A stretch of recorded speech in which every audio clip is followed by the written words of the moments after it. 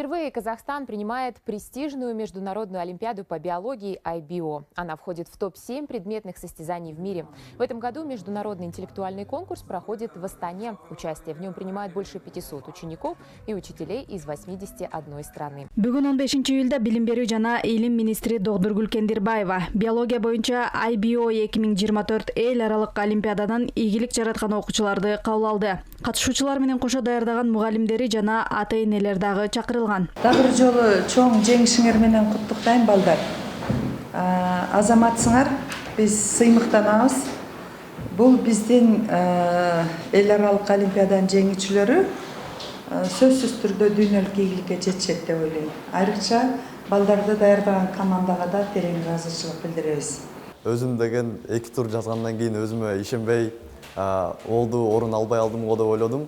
Анткени деген башкалар менен сураштырып, башкалар менен башка мамлекеттерден келген окуучулар менен сүйлөшүп, аңгыча сүйлөшүп, сурагандан алар аябай жакшы жаздык дегенден кийин мен дагы мындай өзүмө ишеним жоготуп, орун албай алдым го деп ойлодум. Бирок деген церемония закрытияда деген мен атымды атаганда башында ишенбедим. Ишенбей анан деген ойлонуп, ошондой алдымбы деп аябай сүйүндүм. Мен практика бөлүмүнөн аябай жакшы жаздым. Ошон үчүн ушул коломдарга илиндим. Гордость, радость, что 2 года готовился и все-таки смог пойти на специальность, связанную с биологией, скорее всего, биоинженерия.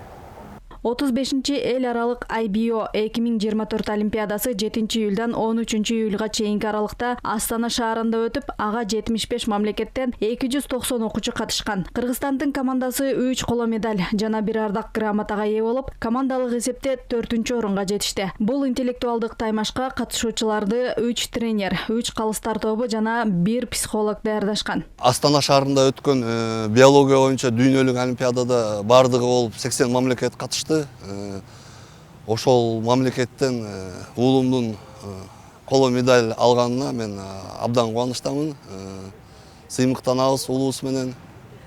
Министр куттуктоо сөзү менен кошо азыркы заманда материалдык байлыкка эмес, билимге инвестиция жасоо өсүп келатат жана бул эң туура тандоо экендигин баса белгилеп айтып өттү. Ал үчүн учурда мамлекет тарабынан дагы чоң колдоолор болуп жатат дейт Догдургүл Кендирбаева. Жана ошондой эле олимпиаданын жеңүүчүлөрүнө атайын ардак грамота жана акылдуу сааттар тапшырылды.